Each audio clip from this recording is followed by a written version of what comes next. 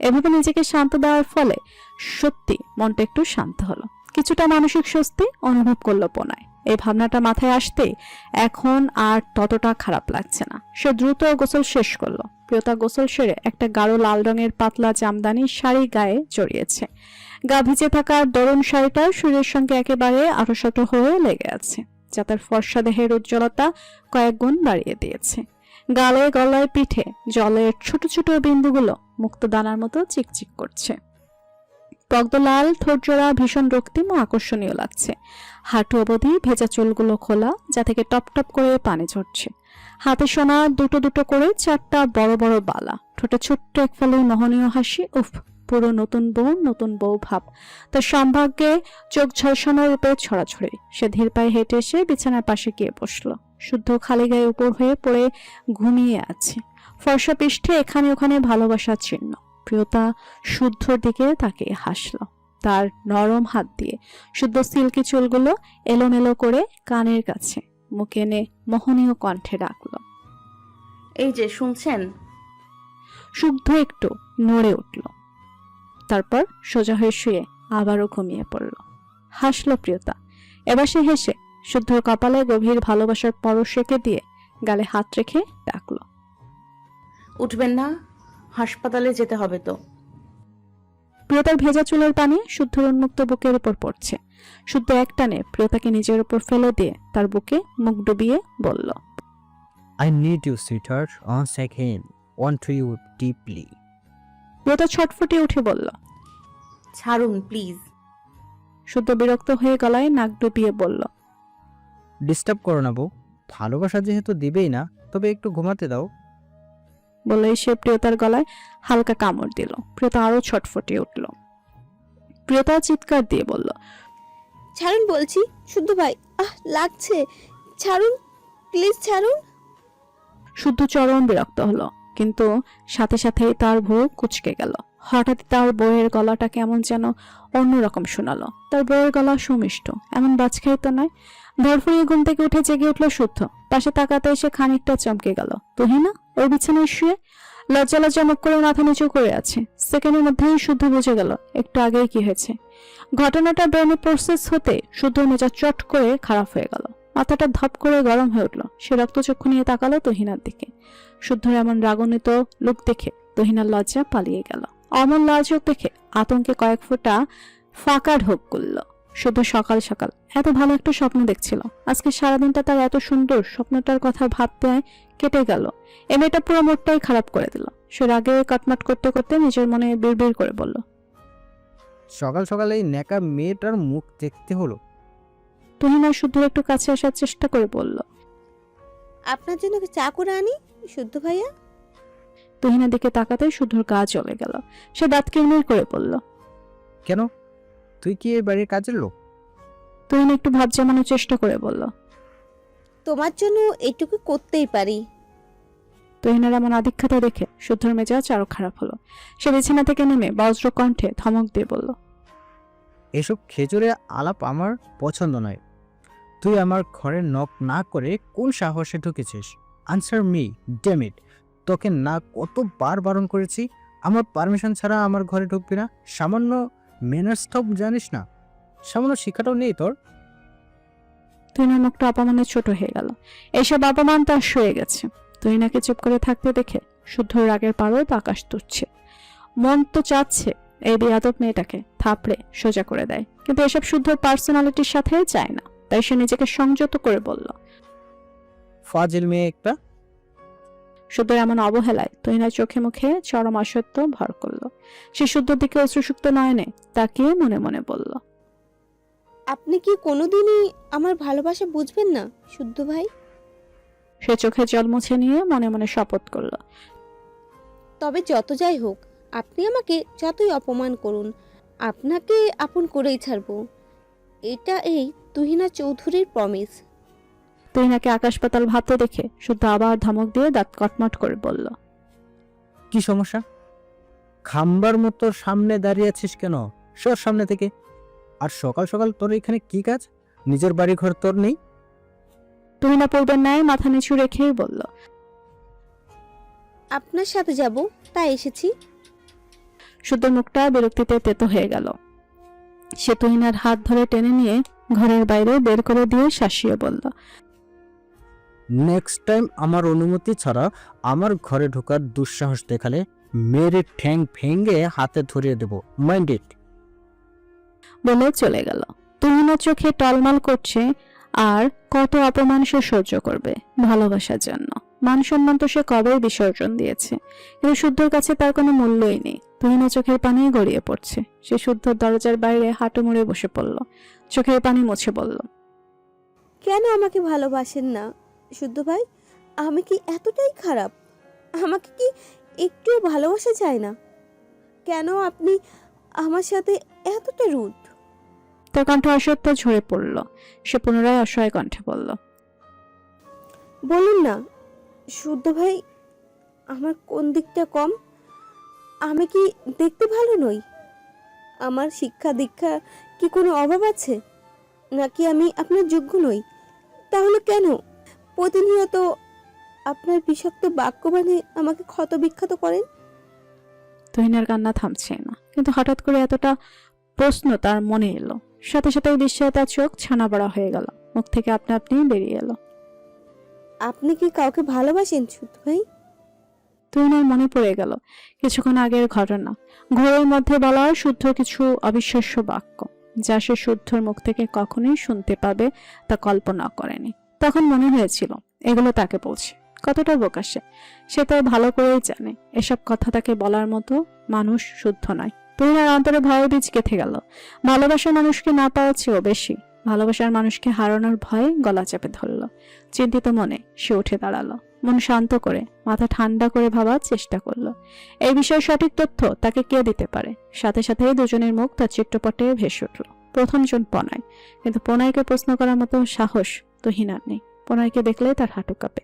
সে কোনোদিনও প্রণয়ের সঙ্গে কথা বলেনি। আর দ্বিতীয়জন, তার কথা ভাবতেই আশার আলো একটু ঝলক দিয়ে উঠল তুহিনার মনে। সে ধীর পায়ে ড্রয়িং রুমের দিকে চলে গেল। তুহিনার প্রহেলিকার অবস্থা একদম দুজনই ভালোবেসে শেষ হয়ে যাচ্ছে। শুধু পার্থক্য এতটুকুই, প্রহেলিকা ভালোবাসা ধরে রাখতে ভুল রাস্তা বেছে নিয়েছে, আর তুহিনা এখনো ভুল পথে পা বাড়ায়নি, বা হয়তো সে জানেই না শুদ্ধর প্রিয়তমা সম্পর্কে। প্রহেলিকা আর তুহিনা ছোট থেকে প্রণয়ের শুদ্ধকে ভালোবাসত, কিন্তু প্রণয়ের শুদ্ধ কোনোদিনও ওদের গুরুত্ব দেয়নি, ওদের ভালোবাসা বুঝতে চায়নি। ওদের সেই সময়ই ছিল না। তারা দুজন কেবল একজনকে নিয়ে মত্ত ছিল, একজনের জন্যই উন্মাদ ছিল।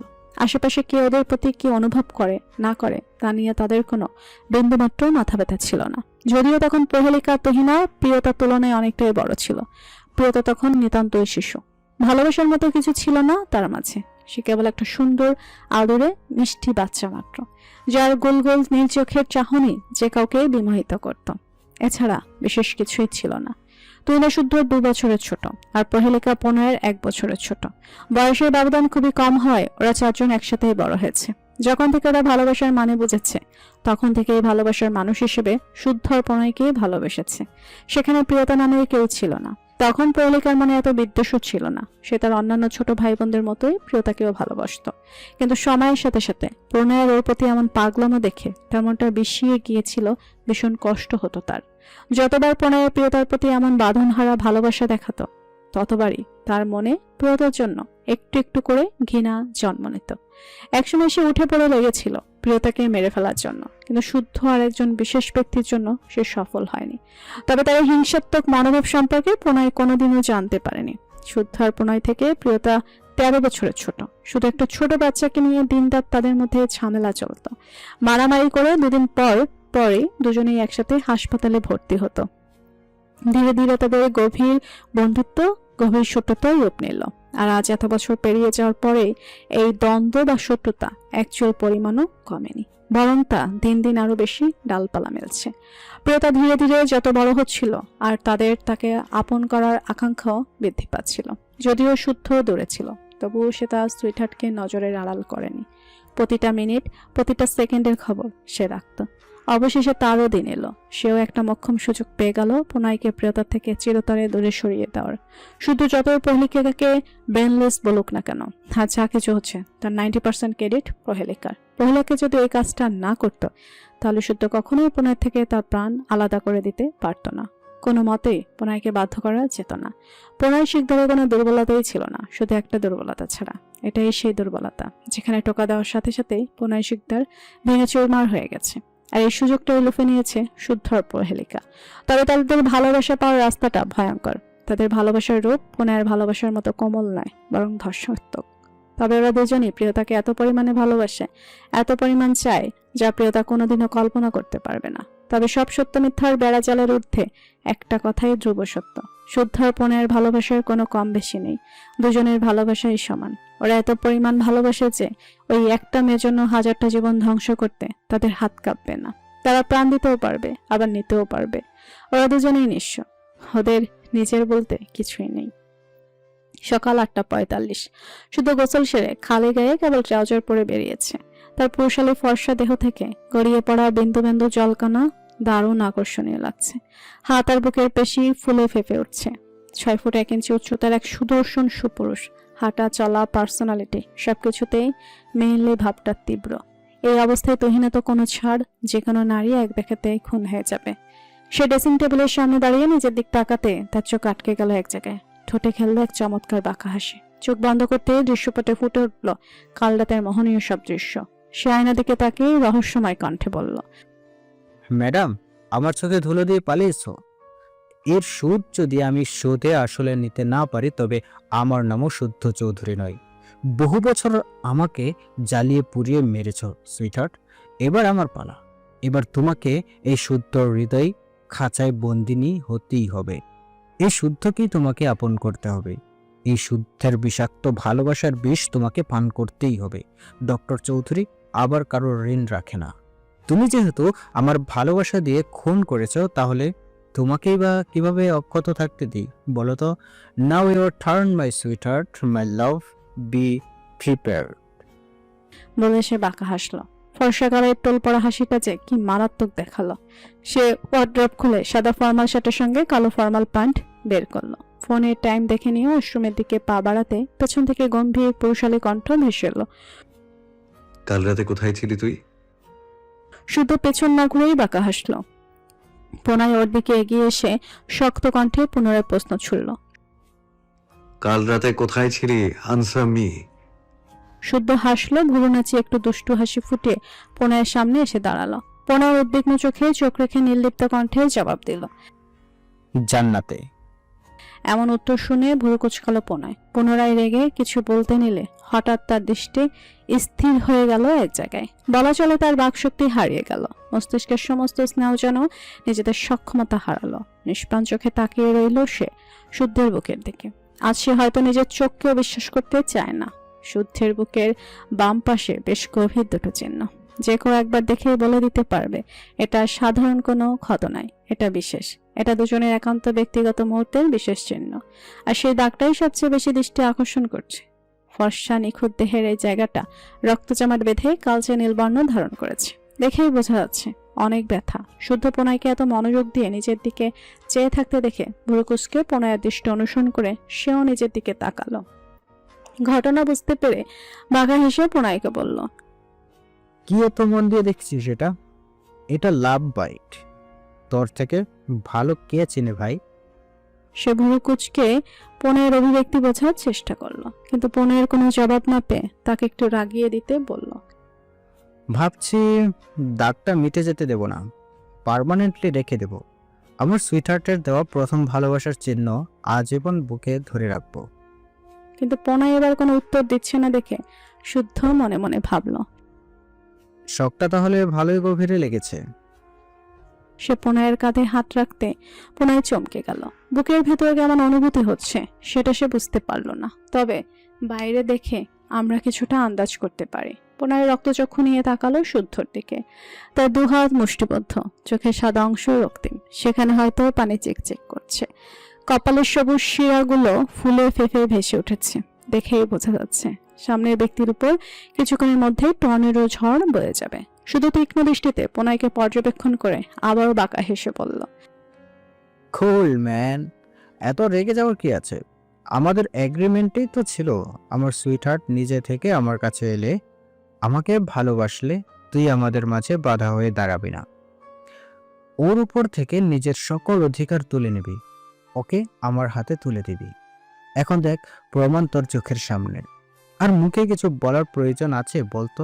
আমার মনে হয় না। প্রণয়কে কথাগুলো বলতে কেন জানি বুক কাঁপছিল শুদ্ধর। প্রিয় বন্ধুর মনের অবস্থা আন্দাজ করে খারাপ লাগা ছড়িয়ে পড়ছিল মনের আনাচে কানাচে। সে মোটেও চায়নি প্রণয় এসব দেখিয়ে ফেলুক। সে আরো কিছু বলতে যাচ্ছিল, তার আগে শক্ত হাতের তীব্র আঘাত এসে লাগলো শুদ্ধর গায়ে। শুধু চমকালো না, এটার জন্য সে প্রস্তুতি ছিল। প্রণয়ের রক্তলাল চোখে শুদ্ধকে মারতে মারতে চিৎকার করে বলল, I just fuck your agreement. She's only mine. How dare you touch my love? I will destroy you. বলতে বলতে এলো পাথরে মারতে লাগলো শুদ্ধকে।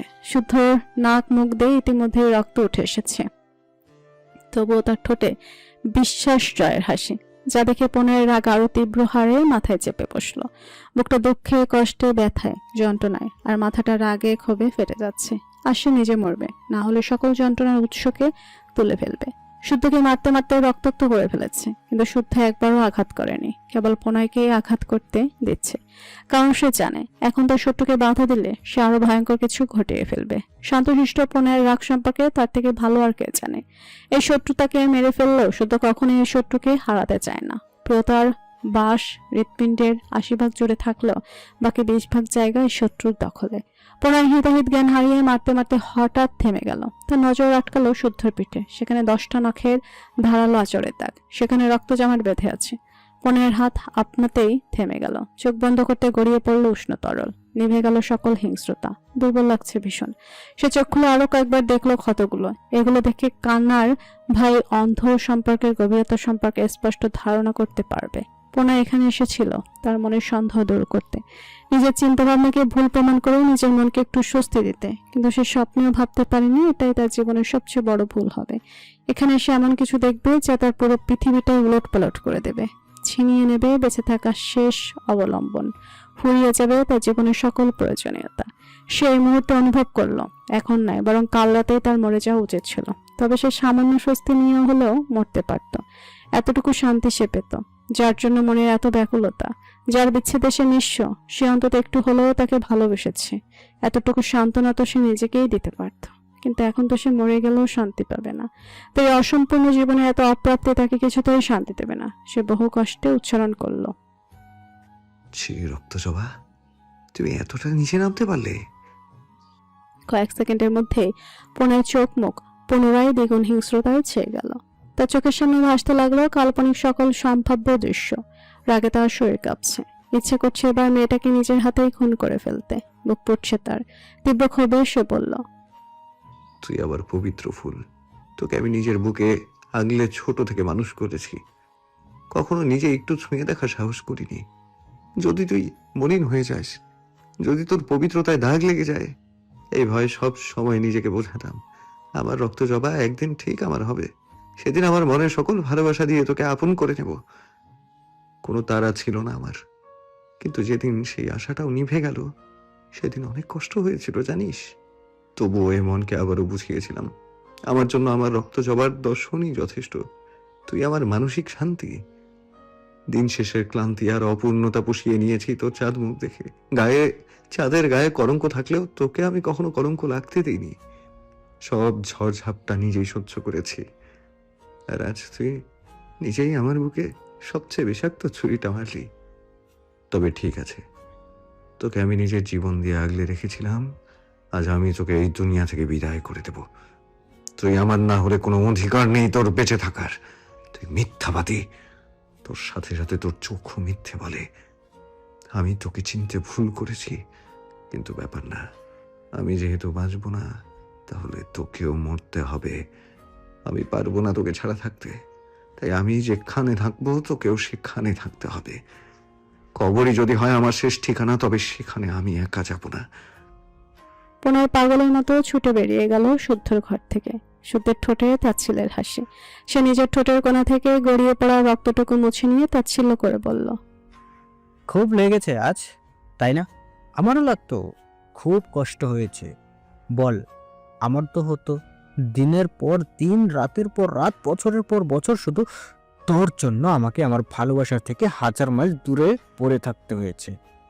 আজকে তুই ঠিক যে যন্ত্রণা অনুভব করলি সেটা আমাকে প্রতিনিয়ত অনুভব করতে হতো, শুধু তোর জন্য। খুব কষ্ট হতো, বিশ্বাস কর, খুব। একবার দেখার জন্য গলা শুকিয়ে যেত, কিন্তু পারতাম না। তোর জন্য বা তোদের জন্য অন্যকে কষ্ট দিতে খুব ভালো লাগে তোদের, আর সেই কষ্টের কয়েক ফোঁটা যখন নিজের গায়ে লাগে তখন তোরা সহ্য করতে পারিস না। বিশ্বাস কর, আজকে তুই যে কষ্টটা পাচ্ছিস এটা তুই ডিজার্ভ করিস। এটা তোর কর্মফল। বহু বছর তো সুখে কাটালি, এবার একটু অনুভব কর আমি এত বছর কি কি সহ্য করে বেঁচে আছি শুধুমাত্র তোর জন্য। সে কিছু একটা ভেবে তৎক্ষণাৎ ফোন লাগালো, কারণ নাম্বারে কয়েকবার রিং হতে ফোন রিসিভ হলো। ওপাশ থেকে কি বললো শোনা গেল না, শুধু শুদ্ধ বলল, খুব কষ্ট পেয়েছে, চোখে চোখে রাখবেন। যদি মরে যায় তাহলে আপনারই লস। অপাশের ব্যক্তি কিছু একটা বলল, যা শুনে শুদ্ধ চরম রেগে গেল। রাগে গজরে উঠে বলল, জাস্ট মাইন্ড ইউর ল্যাঙ্গুয়েজ। আমি আপনার হাতের পুতুল নই। এই আবদ্ধ চৌধুরী শুদ্ধ কারো কথাই চলে না। সে নিজেই নিজের মর্জির মালিক। এতদিন আপনি আমাকে আপনার হাতের ইশারায় নাচিয়েছেন, কারণ আমি ভেবেছিলাম আপনি হয়তো আপনার কথা রাখবেন, কিন্তু এখন আমি ভালোই বুঝতে পারছি আপনার মতো স্বার্থপর মানুষ নিজের স্বার্থটা ছাড়া অন্যেরটা কখনোই দেখে না। তাই আমাকেই আমারটা বুঝে নিতে হচ্ছে। আপনার ভরসায় থাকলে আজীবন আমি আমারটা পাবো না। তাই আমাকে জ্ঞান দিতে আসবেন না, সেটা আপনার জন্য ভালো হবে না। আমার বলা কাজ, তাই বললাম, বাকিটা আপনার ইচ্ছা। বলে কট করে ফোন কেটে দিল। পুনরায় দিতে পায় নিজের ঘরে প্রবেশ করলো। ড্রয়ার খুলে সাইলেন্সার লাগানো রিভলভার বের করে হাতে নিল। তার লাল লাল চোখ দুটো জল করছে। সে ধরে আসা গলায় বলল, তোর দেহ মনের ওপর কেবল আমার অধিকার। তোর মনের মালিক আমি, দেহের উত্তরসূরি। তোকে যদি কোনোদিনও আপন করতে নাও পারতাম, তবুও তোকে আমি অন্য কারো হতে দিতাম না। দুঃখিত জান, আমি এত মহান নই যে আমার প্রিয় তোমাকে অন্যের হাতে তুলে দেব। প্রয়োজন হলে আমি নিজেই নিজের প্রাণ নিয়ে নেব, তবুও অন্যের অধিকার সহ্য করব না। সে রিভলভারটা নিয়ে হনহন করে বেরিয়ে গেল ঘর থেকে। প্রহেলিকা বারান্দার টানানো পর্দার আড়াল থেকে বেরিয়ে এলো। চোখ মুখ তার ভয়ে রক্তশূন্য হয়ে গেছে। সে পোনাইকে এত রেগে যেতে এর আগে কখনো দেখেনি। ভয়ে তার রীতিমতো কলিজা লাফাচ্ছে। সে ছুটে গিয়ে এক গ্লাস পানি ঠক ঠক করে খেয়ে নিয়ে নিজেকে শান্ত করার চেষ্টা করলো। ভাবলো কি হলো ব্যাপারটা, ওটা নিয়ে কাকে মারতে গেল, আর কি বললো, নিজের প্রাণকে নিজেই মেরে ফেলবে। তাহলে কি প্রহেলিকার ভুরু কুচকে গেল? কিছুক্ষণ ভাবার পর তার চোখ মুখ বিস্ময়ে হা হয়ে গেল। মুখ থেকে আপনা আপনি বেরিয়ে এলো, প্রিয়তা, কয়েক পাল থমকে থাকার পর হাত দিয়ে মাছিয়ে তাড়ানোর ভঙ্গি করে বলল, তুমি যত বড়ই যাই হও না কেন, আর যতই রেগে থাকো না কেন, এই কাজ তোমার জন্য নয়। তোমার রাগের চরম পর্যায়ে তুমি নিজেকে শেষ করে দিতে পারো, কিন্তু প্রিয়তার গায়ে সামান্য টোকাও দিতে পারবে না। রক্ষক কখনোই ভক্ষক হতে পারে না। আর তুমি যদি ওকে সত্যি মারতে পারতে, তাহলে পৃথিবীটাই অন্যরকম হতো। এতদিনে আমি তোমার মনের নিজের জায়গা পাকাপোক্ত করে ফেলতে পারতাম, এই সব ছাইপাশ ভাবার মাঝেই। হঠাৎ তার মাথায় প্রশ্ন জাগলো। মনে মনে ভাবলো, সকাল সকাল কি এমন ঘটলো যে আমার প্রাণের স্বামী এত রেগে গেল? কিছু ভাবতে এসে ঝটকা খেয়ে উঠলো সে। তারপর দৌড়ে ছুটে গেল শুদ্ধের ঘরের দিকে। পুনরায় প্রিয়তার দরজায় হালকা চাপ দিতেই দরজাটা শব্দহীনভাবে খুলে গেল। প্রিয়তা কখন দরজা ভেতর থেকে লক করে না, সবসময় চাপানো থাকে। কাল অনেক রাত করে বাড়ি ফিরে মেয়েটা কোনো রকম খেয়ে সোজা ঘুমিয়ে পড়েছিল। প্রিয়তার কক্ষের ভেতরে পা রাখতে পুনরায় হৃৎপিণ্ড কেঁপে উঠল। বিদ্যুৎ বেগে নাকে এসে লাগলো সে অতি পরিচিত, মন প্রাণ শান্ত করে দেওয়া মোহনীয় সুবাস, যা পুনরায় জন্য নিষিদ্ধ মাদক।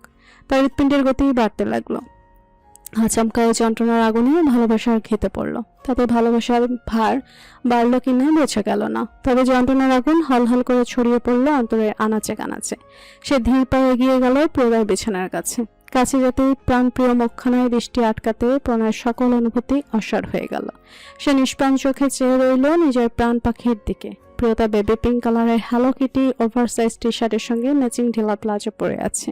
প্লাজোটার হাঁটুর একটু নিচ পর্যন্ত উঠে আসায় তার অতি আকর্ষণীয় ফর্সা পা দুটি দৃশ্যমান।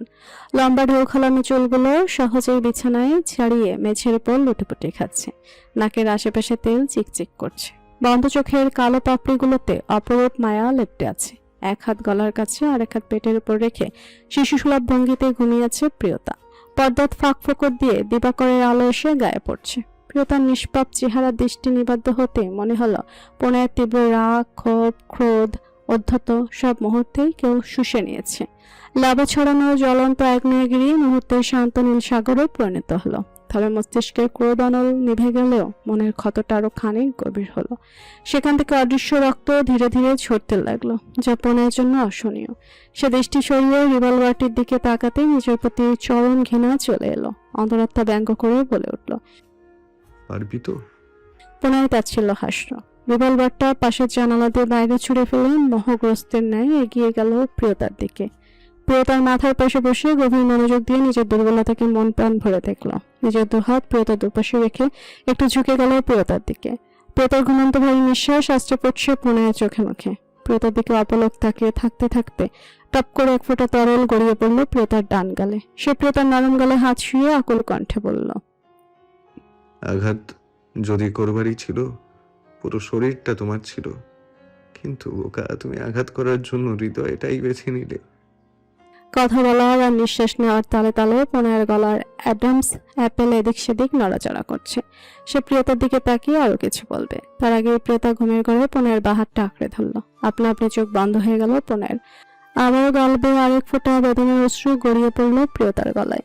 সে প্রিয়তার নরম হাতটা মুঠো করে হাতের উল্টো পিঠে আলতা চুমুখে বুকের বাঁ পাশে চেপে ধরে বিড়বিড় করে বলল, পৃথিবীর সবাই আমাকে ছিঁড়ে খুঁড়ে খেত, আমার একটুও কষ্ট লাগতো না জান, কিন্তু তোমার দেয়া কষ্ট, ছোট ছোট কষ্টগুলো আমি সহ্য করতে পারি না, আর সেই তুমি আজ আমাকে ভেতর থেকে ঘুরিয়ে দিলে। সে বড় করে নিঃশ্বাস নেওয়ার চেষ্টা করল। অতঃপর প্রিয়তার দিকে তাকিয়ে তার ছেলের হাসি হেসে বলল, তবে তাই হোক, তোর সুখে আমি সুখী, আমি যদি নাও থাকি তবু আমার জান তুই সুখী থাক। অতঃপর প্রিয়তার কপালে পড়ে থাকা দু একটা বেবি হেয়ার সন্তপর্ণে কানের পেছনে গুজে দিয়ে সেখানটায় গভীরভাবে ঠোঁট শুয়ে বিড়বিড় করে বলল, আমার সকল সুখ তোর হোক পাখি। তার ধৈর্যে আর কুলালো না। সে আর এক মিনিটও না দাঁড়িয়ে প্রবল বেগে বেরিয়ে গেল প্রিয়তার ঘর থেকে, অতঃপর শিকদার বাড়ি থেকে। প্রহেলিকা ছুটে শুদ্ধর ঘরে ঢুকলো।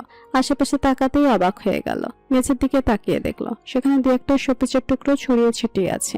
সে ভুরু কুচকে সামনে তাকাতেই দেখলো শুদ্ধ একটা বড় ফার্স্ট এড বক্স নিয়ে আয়নার সামনে দাঁড়িয়ে তুলোয় স্যাভলন লাগাচ্ছে। প্রহেলিকা এগিয়ে যেতে যেতে লক্ষ্য করলো শুদ্ধর ঠোঁটের পাশেও গায়ের কিছু জায়গায় ভালোই জখম হয়েছে।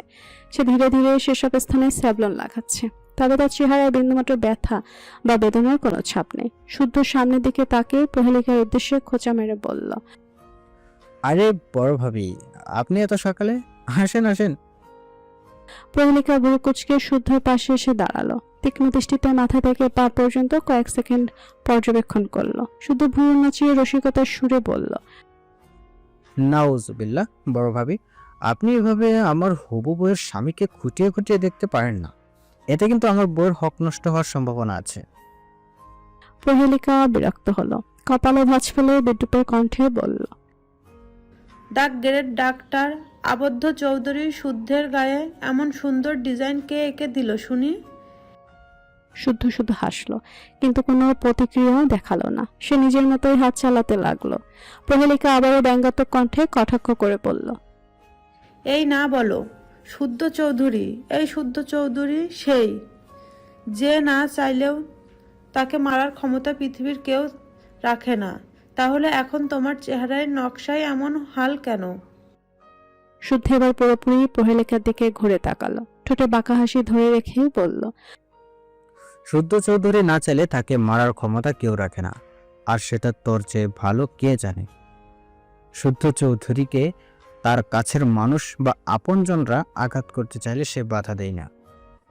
প্রহেলিকা তাচ্ছিল্যের হেসে পুনরায় ব্যঙ্গ করে বলল, বাহ বাহ, সামনাসামনি তো সাপ বেজির মতো আচরণ করো, কিন্তু তলে তলে দরদ দেখছি কম না। শুদ্ধ রক্তমাখা তুলোটা ডাস্টবিনে ফেলতে ফেলতে অপমানের সুরে বলল, আফসোস, তোকে এভাবে ভালোবাসার মতো একজনও নেই। আমাকে নিয়ে গবেষণা করে যত সময় নষ্ট করছিস, তার 1% যদি নিজের স্বামীর পেছনে দিতি তাহলে আজ তোর এই দশা হতো না। এখনো সময় আছে। আমার বিষয়ে মাথা ঘামিয়ে কিছুই করতে পারবি না। এর চেয়ে ভালো নিজের চরকায় তেল দে। আমার পেছনে গোয়েন্দাগিরি করে সময় নষ্ট করিস না। প্রহেলিকা মনে মনে তীব্র ক্রোধে জ্বলে উঠল, কিন্তু রাগটা চিবিয়ে গিলে নিয়ে ঠান্ডা কণ্ঠে বলল। যা ভালো বোঝো। সকাল 9টা। শিকদার বাড়ির নাস্তার টেবিলে উপচে পড়া জনগণের ভিড়। সবার কথাবার্তার হই হুল্লোড়ে শব্দে পুরো ডাইনিং রুম গমগম করছে। তিন কর্তার খাওয়া অনেক আগেই শেষ। সাজিদ শিকদার বাসায় নেই, তিনি সিলেটে গিয়েছেন। বছরের প্রায় অর্ধেক সময় তিনি সিলেটে থেকে ওখানকার ব্যবসা দেখাশোনা করেন। শিকদার বাড়ির তরুণ জমিদাররা একে একে চোখ ডলতে ডলতে এসে নিজেদের পছন্দ মতো বসে পড়েছেন। তাদের জমিদারির সব আদব কায়দা, মা চাচিদের হাতা ঝাড়টার বাড়ি না খেলে তাদের আবার ঘুম ছাড়তেই যায় না। তনুশ্রী বেগম সব ছেলে মেয়েদের তুলে নাস্তার টেবিলে পাঠিয়ে দিয়েছেন। অনুশ্রী বেগম, অনন্যা বেগম ও অর্থী বেগম মিলে সব খাবার বাচ্চাদের পরিবেশন করে দিচ্ছেন। প্রথম নির্লিপ্ত ভঙ্গিতে একদম স্বাভাবিকভাবেই স্যান্ডউইচে কামড় বসাচ্ছে। দেখে মনে হচ্ছে তার থেকে শুভ ছেলে হয়তো এই শিকদার বংশে আগে কখনো জন্মায়নি। তার ঠিক সামনে চেয়ারে বসে লজ্জায় লতিয়ে যাচ্ছে ইনায়া। সে ক্ষণে ক্ষণেই কেঁপে কেঁপে উঠছে, সাথে পাল্লা দিয়ে বেড়ে চলছে তার গালের রক্তিম লালিমা। প্রিয়তা হাত দিয়ে লম্বা চুলগুলো পেঁচাতে পেঁচাতে এসে ইনায়ার পাশে ধাপ করে বসে পড়ল। চোখে মুখে ঘুম ঘুম ভাব স্পষ্ট। অরণ্য ঠিক সামনাসামনি বসেছে। তন্ময় এখনো আসেনি বিধায় সে তার পিছিয়ে লাগতে পারছে না, কিন্তু সে আবারও বেশি সময় কারো পিছিয়ে না লেগে থাকতে পারে না, তাই তখন থেকে উসখুস করে যাচ্ছে। কিন্তু প্রিয়তাকে এসে বসতে দেখে তার মাথার শয়তানি বুদ্ধিগুলো কিলবিল করে উঠল। সে বাঁকা হেসে সমুদ্র দিকে তাকিয়ে গভীর চিন্তার অভিনয় করে বলল, গতকাল রাতে মনে হয় রায়পুরে ডাকাতি হয়েছিল সর্দা। সমুদ্র শুধু পানির গ্লাসটা মুখে দিয়েছিল, কিন্তু ভাইয়ের মুখে ডাকাতির কথা শুনেই বিষম খেল। সঙ্গে সঙ্গে রাত চোখ মুখ কুচকে বিরক্ত কণ্ঠে বলল, আমাদের মন অনেক বড়। ফকির মিসকিনদের খাওয়ানো আমাদের খানদানের অনেক দিন অভ্যাস, তাই সব খেয়ে নিলেও তোকে না করবো না। তাও ধীরে খা। খেতে গিয়ে যদি পটল তুলিস তখন আবার আমাদের মান সম্মানে টানাটানি পড়বে। লোকে ভাববে তোকে হয়তো খেতে দেয় নাই। সমুদ্র করুণ মুখে চাইল রাজের দিকে, কিন্তু রাজ পাত্তা দিল না। বিশ্বজয়ের হাসি দিয়ে মুরগির রানে কামড় বসালো। সমুদ্র এবার রেগে তাকালো ভাইয়ের দিকে, রেগে বলল, আমাকে খেতে দেখলেই তোর সব আজারা কথা মনে পড়ে? অরণ্য দুষ্টু ভঙ্গিতে ভাইকে কিছু একটা ইশারা করতে সমুদ্রের ফেস এক্সপ্রেশন চেঞ্জ হয়ে গেল। সেও বাঁকা হেসে তাল মিলিয়ে বলল, হে আল্লাহ, কোথায় কোথায় কি কি ডাকাতি হয়েছে। ভাই, বড় আব্বুকে খবর দিব নাকি? তুই জাস্ট একবার ডাকাতের নামটা বল, বড় আব্বুকে বলে ন্যাড়া করিয়ে রায়পুরের চৌরাস্তায় দাঁড় করিয়ে রাখবো। অরণ্য ভুল শুটে দেওয়ার ভঙ্গিতে বলল। ওটা ডাকাত হবে না, ডাকাতি হবে। টেবিলের সকল উৎসুক জনতা চোখ বড় বড় করে উৎসাহ নিয়ে ওদের দুই ভাইয়ের দিকে তাকিয়ে আছে। শুধু প্রথম, প্রেম আর প্রিয়তা এসব নিয়ে কোনো ইন্টারেস্ট নেই, কারণ তারা বেশ ভালোই জানে এগুলো কি লেভেলের বাদর। আর তাদের বাদরানির লেভেল সম্পর্কেও তাদের বেশ ভালোই ধারণা আছে। পূর্ণতা বিস্মিত হয়ে বলল, কিন্তু ভাইয়া, এমন কিছু তো শুনলাম না। অরণ্যর সাথে সাথে জবাব দিল, আরে সেজো ভাবি, এটা ডাকাতির সিক্রেট মিশন ছিল, তাই কেউ জানে না। অরণ্যের সম্বোধন শুনে সবাই আরো বড় বড় চোখ করে তার দিকে তাকালো। থতমত খেয়ে গেল। অরণ্য পূর্ণতার ভুরু কুচকে গেল। অরণ্য ভয়ার্ত চোখে রাজের দিকে তাকালো, কিন্তু রাজ এসবের পাত্তা দিল না। সে না শোনার ভান করে একের পর এক খাবার মুখে ঢোকাচ্ছে।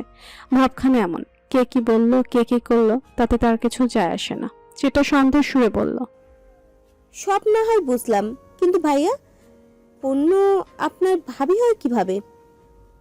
অরণ্য কেবল মার্কা হাসি দিল, কথাটা কাটানোর চেষ্টা করে বলল, আসলে আমার সেজো ভাবির অনেক শখ, কিন্তু দুঃখের বিষয় আমার সেজদাকে আব্বু আম্মু কিছুতেই বিয়ে দিতে রাজি হচ্ছে না।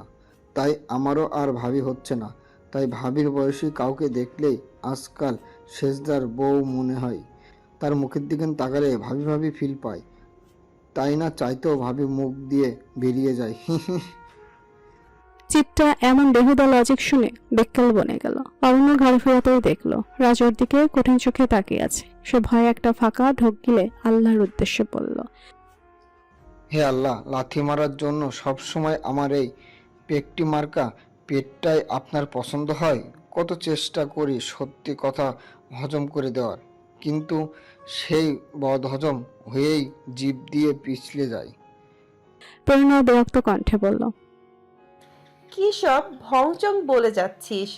মূল টপিকটাই তো চাপা পড়ে গেল। থেরাও সায় জানিয়ে বলল, হ্যাঁ চুদ্দা, তুমি কোন সিক্রেট ডাকানির কথা বলছিলে? ডাকাতের কথা মনে পড়তে অরণ্যের ঠোঁটে আবারও শয়তানি হাসি খেলে গেল। সে মুহূর্তে চিন্তিত হয়ে বলল, হ্যাঁ, ডাকাত তো আমাদের মধ্যেই আছে, আর সেটা নিয়েই দুশ্চিন্তায় আছি। সবাই বিস্ফোরিত নয়নে তাকালো। এবার প্রথম প্রেম আর প্রিয়তা গুরুকুচকে তাকালো। প্রথম ঠান্ডা কণ্ঠে বলল, আরেকটা বদরামনি মার্কে কথা বললে তোর কপালে দুঃখ আছে। অরণ্য মেজদাদানের কথায় গুরুত্ব না দিয়ে ভাষণ দেওয়ার ভঙ্গিতে বলল, হ্যাঁ জনগণ, কাল সারা রাত যে ডাকাতি করেছে সে বর্তমানে আমাদের মধ্যেই আছে। এখন তোমরা জিজ্ঞেস করতে পারো আমি কিভাবে বুঝলাম? দেখো, সবাই পুরো রাত ঘুমিয়েছে, কিন্তু ডাকাত তো আর ঘুমায়নি। সবাই উত্তেজিত নয়নে তাকে সম্মতি জানালো।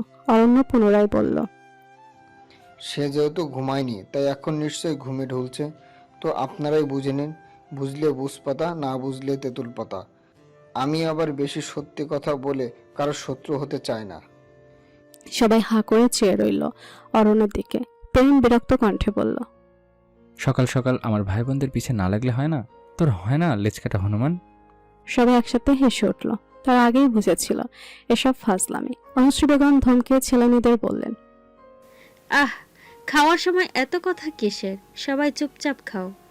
সঙ্গে সঙ্গে সবাই একদম ভালো বাচ্চার মতো চুপ হয়ে গেল। ইনা এখনো থেকে কেঁপে কেঁপে উঠছে। প্রথম শুরু থেকে তার দুপা নিজের পুরুষালী পা দিয়ে চেপে ধরে রেখেছে, কিন্তু তার মুখে কোনো প্রতিক্রিয়া নেই। ইনায়াকে এভাবে চিংড়ি মাছের মতো লাফাতে দেখে প্রিয়তা বিরক্ত কণ্ঠে বলে উঠল, কি সমস্যা তোর? এমন কাঁপাকাঁপি করছিস কেন? ইনায়া অসহায় চোখে প্রিয়তার দিকে তাকালো। প্রিয়তার ভুরু কুচকে তার দিকেই তাকিয়ে আছে, কিন্তু ইনায়া আর কিছু বলতে পারলো না। তার যে প্রচন্ড লজ্জা লাগছে। সে যে এই মানুষটার স্পর্শ নিতে পারে না। তার কেমন কেমন লাগে, এটা কাকে বোঝাবে? আবার এই লোককে ছাড়াও সে বাঁচবে না। শুধু নাস্তা না করে অনুশ্রী বেগমের চোখ ফাঁকি দিয়ে চুপচাপ কেটে পড়ার তাল করছিল, কিন্তু অনুশ্রী বেগম ঠিকই তাকে দেখে ফেললেন। সে সদর দরজার কাছে পৌঁছাতে অনুশ্রী বেগম পেছন থেকে ডাক দিলেন, আব্বু, আব্বু না খেয়ে কোথায় যাচ্ছ? এসো খেয়ে যাও। শুদ্ধ দাঁড়িয়ে পড়ল, কিন্তু পেছনে ফিরল না। অনুশ্রী বেগম আবারও ডাকতে ডাকতে তার কাছে চলে এলেন। আদরে কণ্ঠে বললেন, এসো আব্বু। শুদ্ধ অসহায় চোখে অনুশ্রী বেগমের দিকে ফিরে তাকালো। তিনি শুদ্ধকে দেখে ভুরু কুচকে বললেন, বাড়ির ভেতরে মাস্ক পরে ঘুরছো কেন? শুদ্ধ নমনীয় কণ্ঠে উত্তর দিল, বড় মামি, আমার খুব জরুরি একটা পেশেন্ট এসে গেছে, এখনই যেতে হবে, আমি বাইরে খেয়ে নেব। কিন্তু অনুশ্রী বেগম অসন্তুষ্ট কণ্ঠে বললেন, বাইরের খাবার শরীরের জন্য ভালো নয়, অস্বাস্থ্যকর। তুমি নিজেই ডাক্তার হয়ে এমন কথা কিভাবে বলতে পারো? চলো খাবে। শুদ্ধ আরো কিছু বলতে চাইল, কিন্তু অনুশ্রী বেগম কোনো কথা না শুনে আদেশের সুরে বললেন, চুপচাপ এসো। শুদ্ধ বেচারা আর কি করবে, তাই সেও অসহায় মুখে পিছু নিল। এতক্ষণে প্রায় সকলেই খাওয়া শেষ। কেবল প্রিয়তা আর তহিনা বসে আছে। প্রিয়তার ফেভারিট খিচুড়ি এক লোকমা মুখে দিচ্ছে, আর একটা করে কাঁচামরিচে কামড় বসাচ্ছে। ঝালে মেয়েটার চোখ মুখ লাল হয়ে গেছে, কিন্তু কিছুতেই খাওয়া থামানো যাবে না। প্রিয়তার ভাষ্যমতে এটাই পৃথিবীর শ্রেষ্ঠ খাবার, যদিও পনয় ওকে কখনোই ঝাল খেতে দিত না। কিন্তু ঝাল তো প্রিয়তার খুবই ফেভারিট, আর সাথে বড় এক প্লেট বিফ খিচুড়ি থাকলে তো আর কথাই নেই। তাই তো সে অনেকক্ষণ ধরে মনের সুখে খেয়েই চলেছে। ডাইনিং রুমে পা রাখতে থমকে গেল শুদ্ধ। তার দৃষ্টি স্থির হয়ে গেল কালো থ্রি পিস পরা রমণীর পানে। তার হৃৎপিণ্ড সহসেই ধুকভুক করতে করতে বলে উঠল, তুই একদিন এই মেয়ের হাতেই মরবি। বেশিক্ষণ ঘুমানোর ফলে প্রিয়তার চোখে মুখে ঘুমো ঘুমো আভাটা এখনো লেপ্টে আছে। অতিরিক্ত ঝালের কারণে ফর্সা গাল আর নাকের ডগা রক্তিম হয়ে উঠেছে। চুলে বাঁধা ঢিলা খোপাটা প্রায় খুলে যাবে ভাব, কিন্তু এসব নিয়ে তার কোনো মাথা ব্যথা নেই। সে নিজের খাওয়াই মগ্ন। শুদ্ধ হেসে মনে মনে বলল, কি জ্বলন্ত রূপ তোমার, অগ্নিকন্যা! ওই আগুনে বেশিক্ষণ তাকিয়ে থাকলে ঝলসে যেতে হয়। প্রিয়তার ঝালের ঠালায় এবার নাক দিয়ে চোখ দিয়ে পানি এসে গেছে। সে তড়িঘড়ি করে পানির গ্লাস হাতে নিল, কিন্তু বিধিবান পুরো গ্লাসে এক ফোঁটাও পানি নেই। প্রিয়তার নাক টেনে বলল, উফ! সে পাশের জগ তুলে দেখলো সেটাও খালি। আসলে মূলত এগুলো সে নিজেই খালি করেছে। অতিরিক্ত ঝালে প্রিয়তা লাল হতে হতে ঘামতে শুরু করেছে।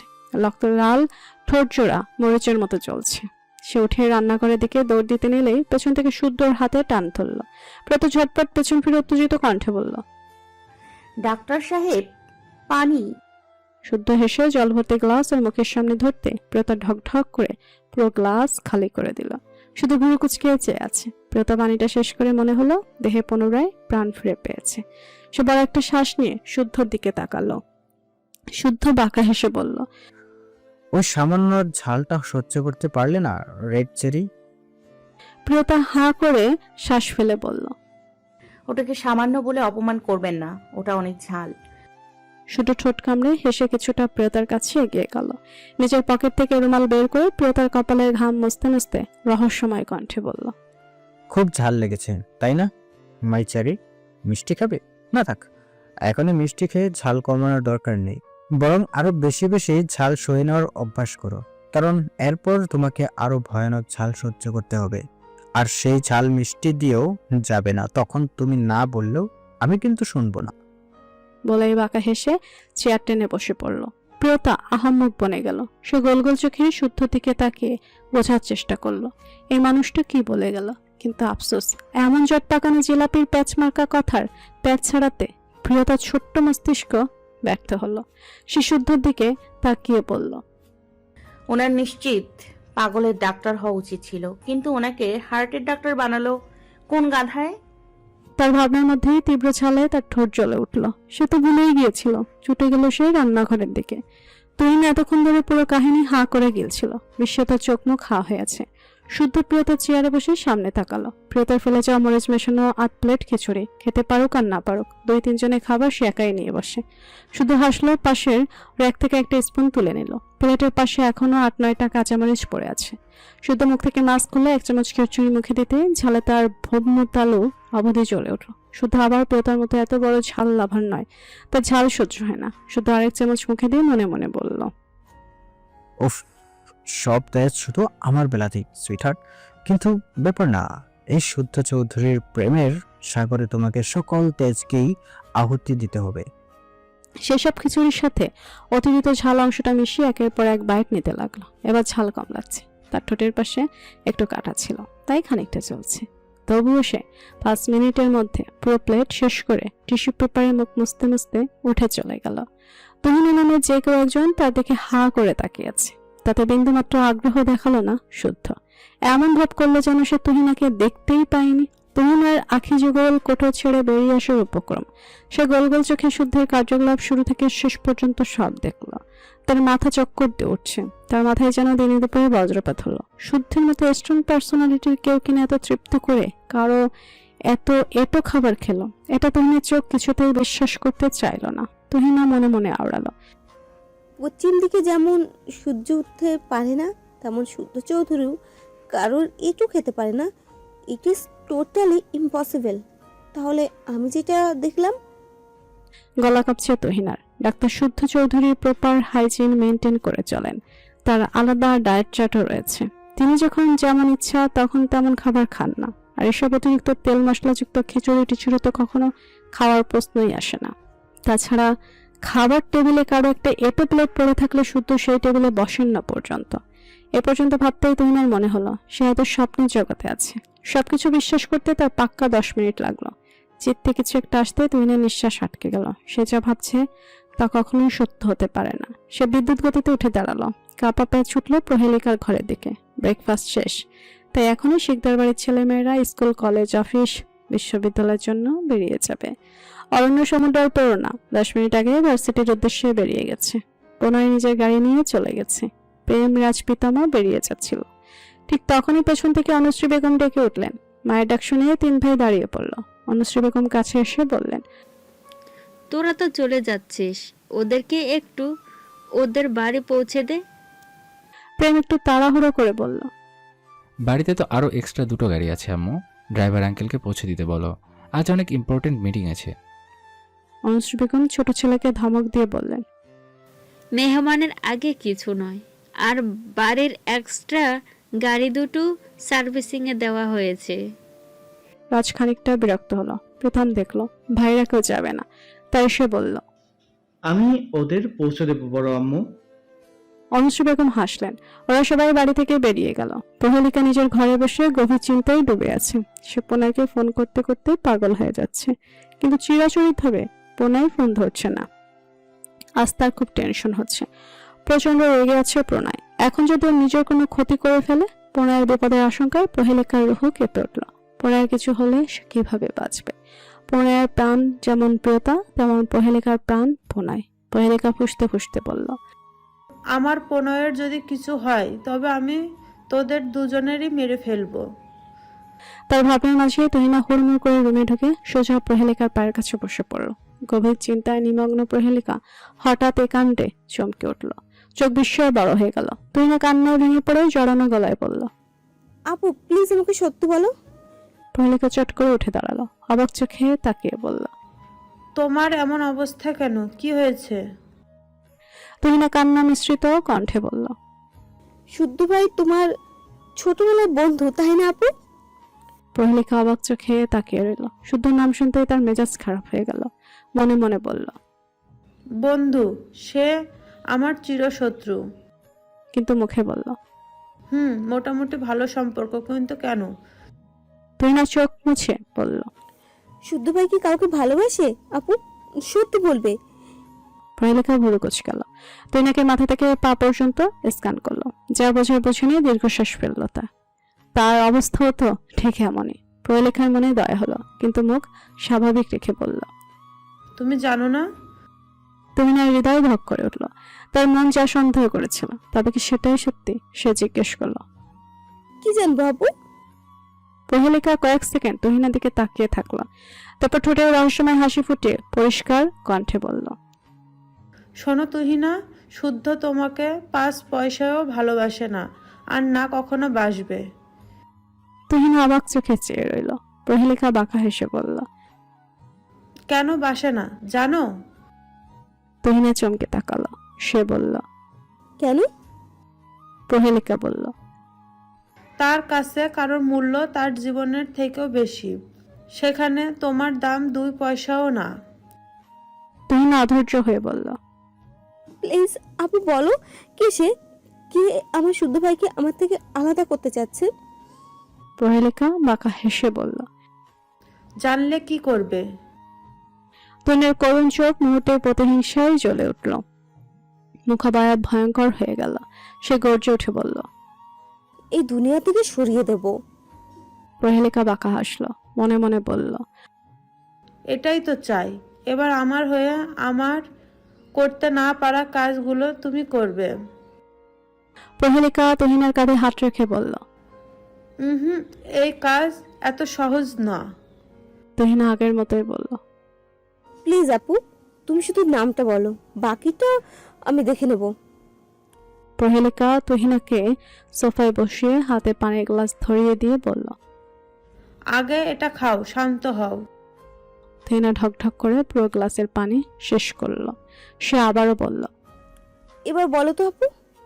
প্রহেলিকা হাসলো। ম্যাথসগুলো 5 মিনিটের মধ্যে কমপ্লিট করে দাও অ্যাঞ্জেল। প্রণীতা একবার অঙ্কের দিকে তাকায়, তো একবার আবিদের দিকে। আবিদ চশমার কোণে ঠেলে গভীর মনোযোগী দৃষ্টিতে বইয়ের পাতা উল্টাচ্ছে। প্রণীতা দেখলো কি জানি সব চিহ্নযুক্ত হিজিবিজি অঙ্ক।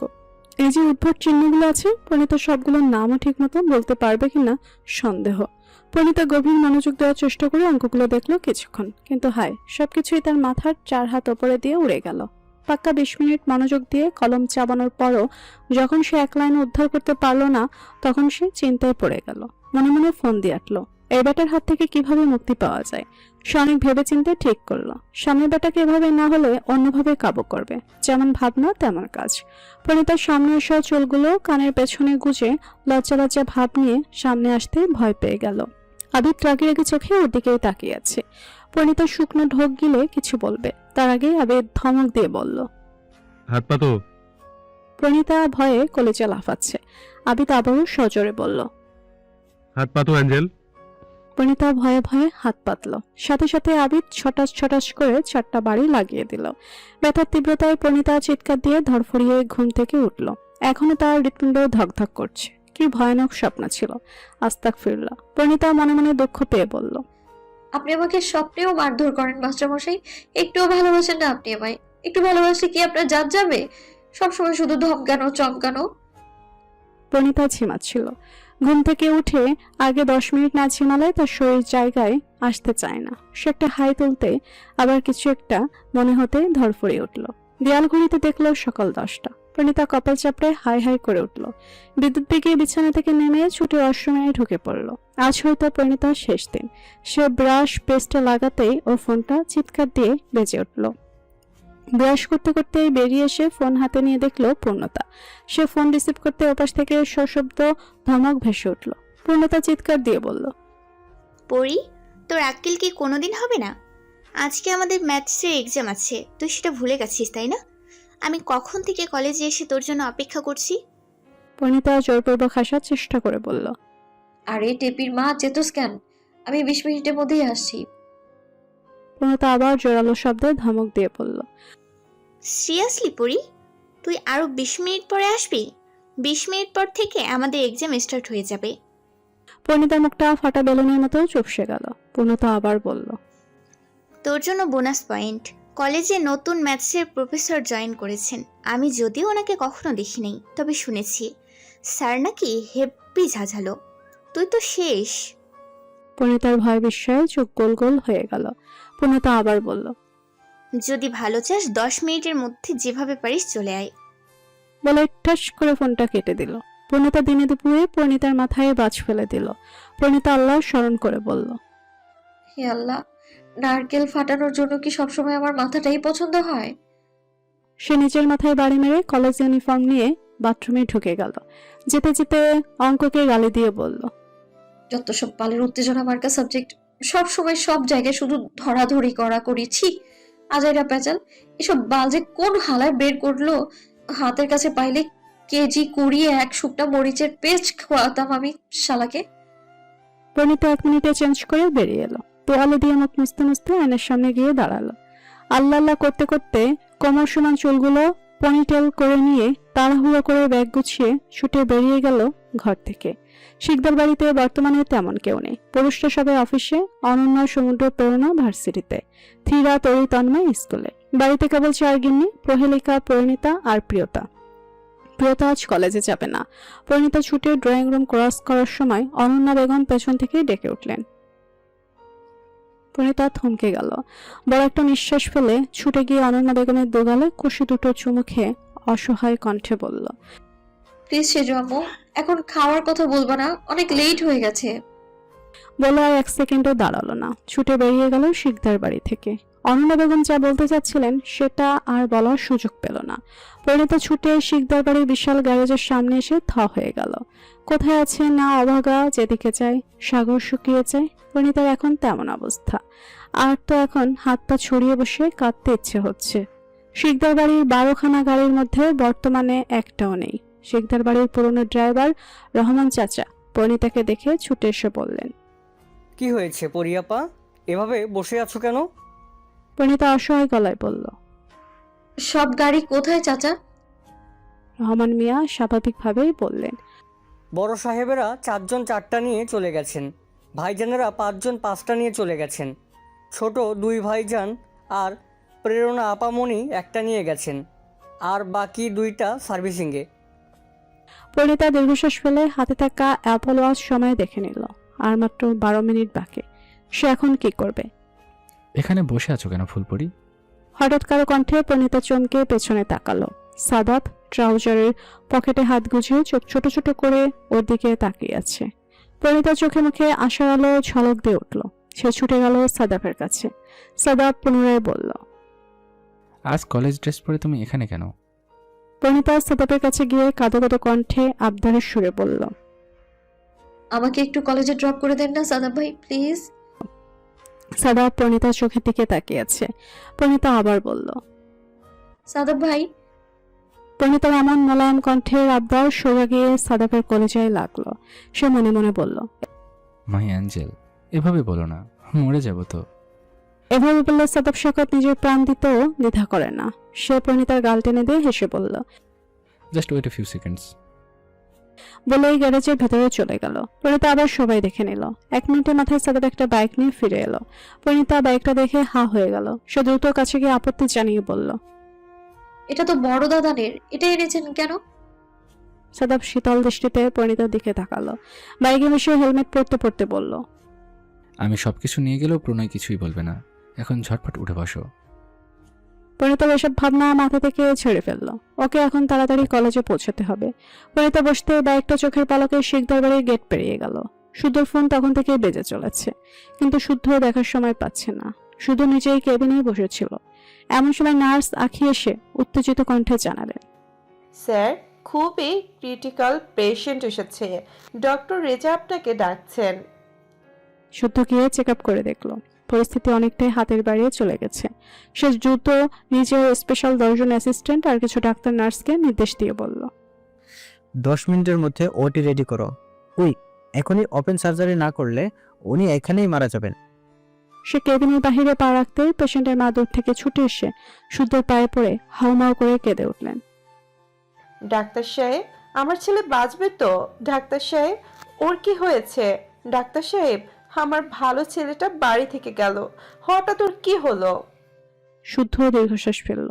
ভদ্রমহিলার অন্য 2 ছেলে মেয়ে এসে তাকে ধরে সরালেন। শুদ্ধ রোগীর বাবার উদ্দেশ্যে খুবই ফর্মাল ভাবে বলল, ওনার হৃৎপিণ্ডের প্রধান ধমনী অর্টা ছিঁড়ে গেছে। উনি বহুদিন ধরে হৃদয় রোগে ভুগছিলেন। আপনি তো ওনার লিগ্যাল গার্ডিয়ান। আপনাকে রিসেপশনে গিয়ে একটা ফর্ম ফিল আপ করে অনুমতি স্বাক্ষর করতে হবে, তবেই আমরা অপারেশন শুরু করতে পারবো। আর হ্যাঁ, কাজটা দ্রুত করলে ভালো হয়, ওনার অবস্থা ভালো না। ভদ্রলোকের পা কেঁপে উঠল, চোখের কোণে পানি চলে এলো। শুদ্ধ একটু খারাপ লাগলো। সে এসব দৃশ্য অভ্যস্ত। সে নিজের কেবিনের দিকে চলে গেল। কেবিনে পা রাখতে ফোন বেজে উঠল। তীব্র বিরক্ত হলো শুদ্ধ। দ্রুত ফোন হাতে নিয়ে উক্ত নাম্বার দেখে নাক মুখ কুচকে ফেললো। ফোনটা রিসিভ করতে পাশ থেকে ভারী সুর ভেসে এলো, কোথায় থাকো? হ্যাঁ, তখন থেকে ফোন করে যাচ্ছি, ফোন ধরতে পারো না? শুধু চরম রেগে গিয়ে চিৎকার দিয়ে বলল, আমি আপনার মতো গায়ে বাতাস লাগিয়ে ঘুরে বেড়াই না। আপনাদের যেমন অর্ডার দিলেই হয়ে যায়, আমার আবার সেই ফিচারটা নেই। এখন ব্যস্ত আছি, রাখুন ফোন। ওপাশের লোকটি বেশ রেগে গেল, অথচ ঠান্ডা কণ্ঠে বলল, তোমার সঙ্গে ইম্পর্টেন্ট দরকার আছে, দেখা করো। শুদ্ধ দীর্ঘশ্বাস ফেলে বলল, আপাতত 6 ঘন্টার মধ্যে দেখা করা সম্ভব না। লোকটি স্বাভাবিক ভঙ্গিতে বলল, ঠিক আছে, বিকাল 4টায় হাসপাতালের পাশের ক্যাফেতে ওয়েট করব। শুধু ছোট করে বলল, বলে ফোন কেটে দিয়ে বেরিয়ে গেল। সাদাব পরিণীতাকে সময়ের 5 মিনিট আগেই কলেজে নিয়ে এসেছে। কলেজের পার্কিং লটে বাইক পার্ক করে নেমে পড়ল দুজন। পরিণীতার সময় দেখে নিয়ে দৌড় দিতে নিলেই পেছন থেকে সাদাব ওর বাহারটা খপ করে ধরে ফেলল। পদযুগল থেমে গেল পরিণীতার। সে পেছন ফিরে সাদাবের দিকে জিজ্ঞাসা দৃষ্টিতে তাকালো। সাদাব বাঁকা হেসে পিঞ্চ মেরে বলল, আচ্ছা, তোমরা ভাই বোন এমন কেন? তোমার ভাই যেমন কোনোদিন কৃতজ্ঞতা স্বীকার করে না, তেমনি দেখছি তুমিও সেম ক্ষেতের মূলা। পরিণীতা কপাল কুঁচকে বলল।